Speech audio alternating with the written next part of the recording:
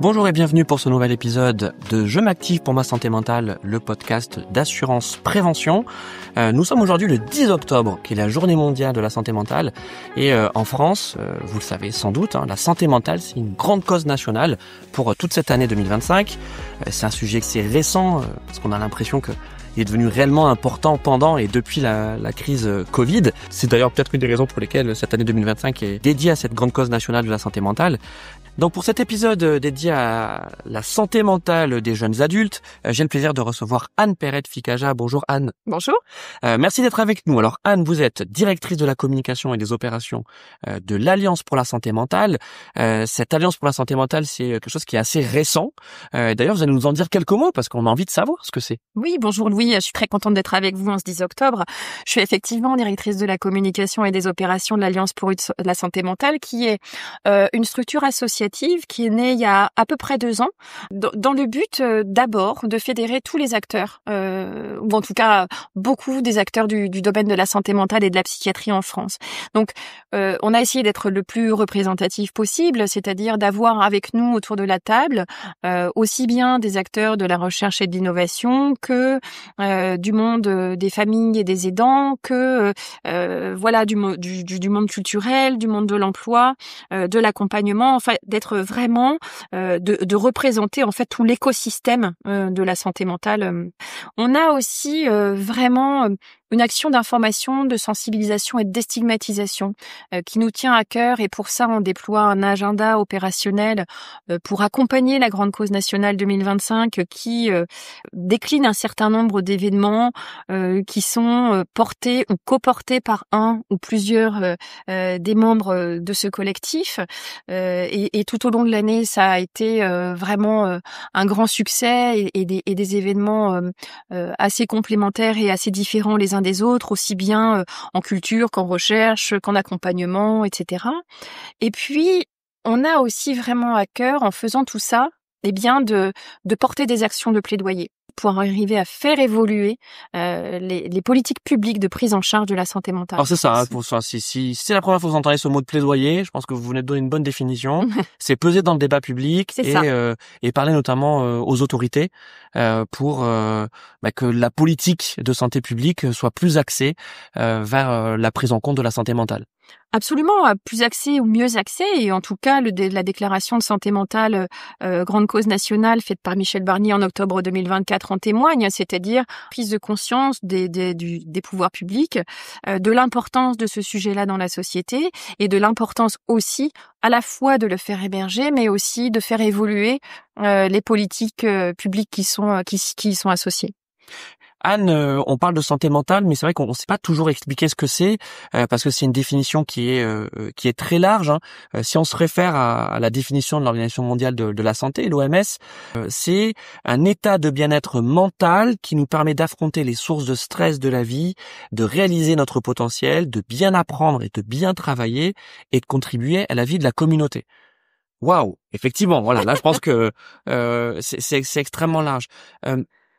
Il faut pas résumer la santé mentale aux cas les plus graves et notamment aux troubles psy. Bien sûr, ça en fait partie, mais avant tout ça, il y a énormément de choses, et notamment cette santé mentale du quotidien dont il faut prendre soin, Anne. Oui, absolument. En fait, cette définition de l'Organisation mondiale de la santé, elle est délibérément très large, et c'est la raison pour laquelle, justement, on s'y réfère très régulièrement.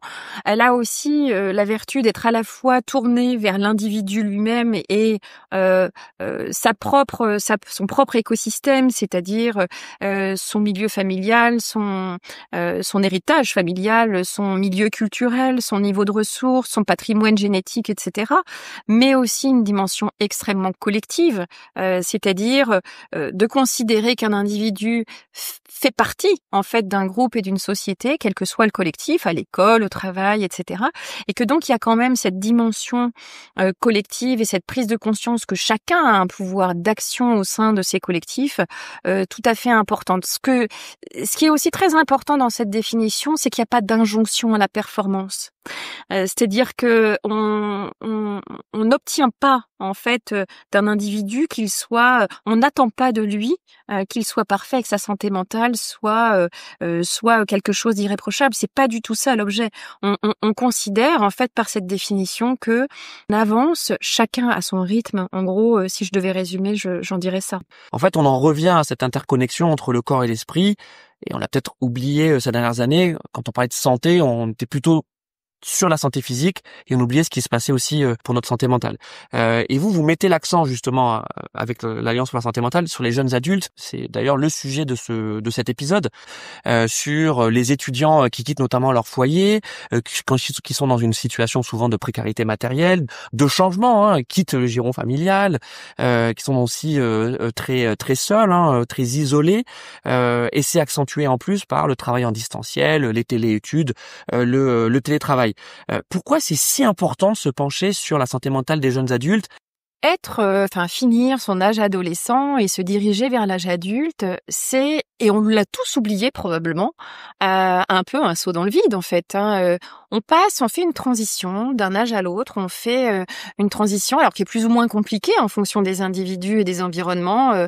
On quitte un peu l'enfance et puis on acquiert un certain nombre de responsabilités, c'est-à-dire que on va effectivement se diriger vers les études supérieures, on va partir de chez ses parents, on va connaître les périodes des premiers emplois. Il y a aussi physiquement de très très nombreux bouleversements. On grandit beaucoup, ça fatigue beaucoup. Les femmes en particulier, les jeunes femmes ont un corps qui se transforme, elles deviennent formées, etc. Et il y a aussi tous les questionnements qui sont relatifs à l'orientation sexuelle, à l'identité. Donc, il y a comme ça un certain nombre de bouleversements qui arrivent un peu tous en même temps, sans compter les bouleversements, là, pour le coup, hormonaux. Tout ça compte. Et en réalité, pour cette construction-là et cette transition-là, on sait très bien que le lien social, il est absolument capital. C'est-à-dire que pour se construire, on se construit aussi en miroir, on se construit aussi avec l'autre. C'est ce que le Covid a vraiment amputé et mis à mal pendant la pandémie. C'est-à-dire que tout d'un coup, les gamins étaient très contents parce que ça y est, on va plus à l'école, chouette, c'est fini. Mais en réalité, très très vite, ils se sont d'eux-mêmes rendu compte que la rupture de ce lien social, ça leur était très préjudiciable. Ils se sont sentis complètement coupés du monde, complètement coupés de leur univers, et puis dans l'impossibilité d'opérer justement cette construction en lien avec les autres. Ce que ça a aussi beaucoup mis à mal, c'est de quoi va être fait demain. Or, un jeune, s'il est insouciant, ça c'est l'une de ses caractéristiques et c'est aussi pour ça qu'il avance très vite. S'il est insouciant, il a aussi besoin de se projeter. Et donc en fait, ces deux facteurs-là ont été très très problématiques pendant la pandémie de Covid. Et aujourd'hui, on sait qu'il y a un résiduel de cette pandémie chez les jeunes adultes qui est massif. C'est-à-dire qu'on sait que les troubles anxieux, les troubles dépressifs, les tentatives de suicide également, en particulier chez les jeunes filles, on bondit, en gros, pour faire court, elles ont doublé, tout ça a doublé entre 2017 et puis post-Covid 2021, à peu près. Et on aurait pu s'attendre, post-confinement, à ce que il y ait une tendance baissière à tout ça, et ça n'a pas été le cas. En fait, on reste sur un plateau élevé de dégradation de la santé mentale de ces jeunes adultes, et ça ne descend pas. Il y a quand même un avant, un après la pandémie, où il y a eu une espèce de révélateur, de catalyseur, en fait, à quelque chose qui ne se résout pas, qui ne se résorbe pas spontanément. Je pense, par exemple, à l'éco-anxiété. Ça fait pas 2 ans que ça dure, mais en tout cas, la jeunesse aujourd'hui en a pris particulièrement conscience. C'est-à-dire que l'angoisse de la destruction de la planète, ou en tout cas du réchauffement climatique, du changement climatique, est chez la jeune génération extrêmement vivace. Et génère chez eux un sentiment en fait d'incertitude et d'angoisse qui est massif. Ça c'est vraiment, ça ressort quand on les interroge, et sur le déclaratif ça ressort très clairement. Ils sont particulièrement inquiets de ça. Il y a aussi toute une génération aujourd'hui de no kids, des jeunes adultes qui se disent non, moi je vais pas en rajouter, on s'arrête là, ça pour moi c'est trop grave. Donc il y a quand même je veux dire une trajectoire de vie qui est complètement modifiée par ça et une conception et une charge mentale qui est complètement impactée par ça.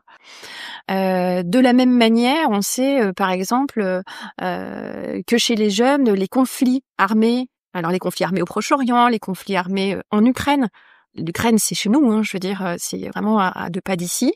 Cette proximité en fait avec le conflit armé, est très délétère en fait pour leur santé mentale. Ils ont vraiment une conscience de ces événements et du contexte géopolitique comme quelque chose de vraiment un frein en fait à leur bonne santé mentale. Ça, c'est vraiment quelque chose qui les préoccupe terriblement. Et puis il y a aussi quelque chose de très important chez les jeunes adultes, c'est que les troubles psy, pour les 3/4 d'entre eux, se déclarent avant l'âge de 25 ans. Donc 75% des troubles psy qui se déclarent avant l'âge de 25 ans, on voit bien, et c'est entre 15 et 25 la plupart du temps, sauf certains cas particuliers, mais la plupart du temps, en fait, la tranche, disons ado, jeune adulte, en fait, est une période assez critique pour la détection de ces troubles-là, et on sait combien il est important d'aller les détecter, d'aller les dépister, de leur donner aussi qu'il n'y ait pas de perte de chance, d'aller les détecter tôt pour agir tôt, les prendre en charge le plus précocement possible, pour éviter en fait cette chronicisation des troubles et cette aggravation des troubles. Donc c'est vraiment une période charnière, une période où il faut faire extrêmement attention, avec des points qui sont particulièrement saillants. La pression scolaire en est un aussi. La pression scolaire impacte énormément et nous parents peut-être qu'on s'en aperçoit pas comme Ben oui, mais justement parce qu'on a des parents qui nous écoutent et peut-être aussi même des étudiants et des jeunes adultes. La pression scolaire, c'est la pression des études, mais c'est aussi la pression ensuite dans l'insertion professionnelle. Je reviens à notre exemple des étudiants qui quittent le giron familial et qui se retrouvent effectivement seuls dans les études avec la pression de la réussite, de devoir réussir. Quels sont d'ailleurs les signes avant-coureurs ou peut-être les indicateurs que les jeunes adultes et leur entourage devraient surveiller pour identifier d'éventuels problèmes de santé mentale? Alors je sais que c'est très général, mais peut-être que pour les parents et pour ces jeunes, quelques conseils de choses à surveiller. Alors, entendons-nous bien, je ne suis pas médecin, je ne suis pas pédopsychiatre et je ne me substitue pas à eux. Ça, c'est vraiment quelque chose qu'il faut bien comprendre. En revanche, il y a des signes quand même en règle générale, alors chez les jeunes et les moins jeunes du reste, qui peuvent alerter ou en tout cas auquel il faut être attentif. C'est par exemple un repli sur soi qui est inhabituel chez un jeune qui, je sais pas, d'habitude est plutôt jovial et qui tout d'un coup va se replier, se renfermer, arrêter de parler, arrêter de voir des gens, se couper aussi des liens sociaux qu'il avait. Un problème de gestion des émotions, c'est-à-dire un surdimensionnement de la réponse émotionnelle à un événement donné, c'est-à-dire que ça va être généralement assez disproportionné dans la réponse, à la hausse évidemment. Ça peut être aussi un changement comportemental au niveau du sommeil, c'est-à-dire trop dormir, pas assez dormir au contraire, des troubles alimentaires. Et sans parler forcément de troubles du comportement alimentaire, mais en tout cas un changement dans le comportement alimentaire, c'est-à-dire trop manger, pas assez manger ou pas manger aux bonnes heures, pas manger en famille. Donc tous ces facteurs vraiment conjugués, faut vraiment prendre la personne dans son ensemble.